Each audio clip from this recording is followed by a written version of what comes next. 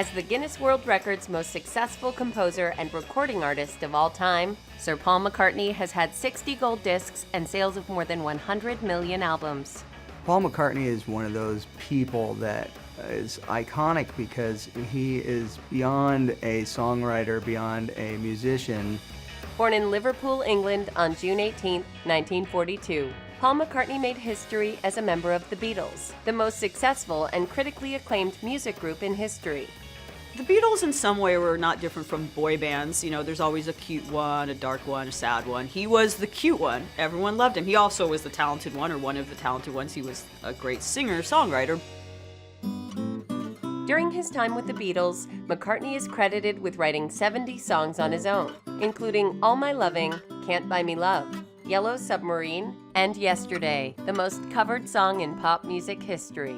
Yesterday is one of those songs that I really enjoy just because the melody's so nice, and the story of him just singing about scrambled eggs, turning it into a song called Yesterday. It's intriguing to know that something could start as a simplistic idea about breakfast and then turn into a timeless classic song.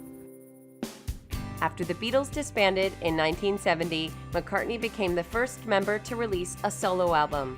He went on to form Wings with his wife Linda Eastman, who McCartney remained with for nearly 30 years until her death from breast cancer. I personally think Wings is totally underrated. Wings was extraordinary. For him to start a band like that, post-Beatles, to have that kind of success was amazing.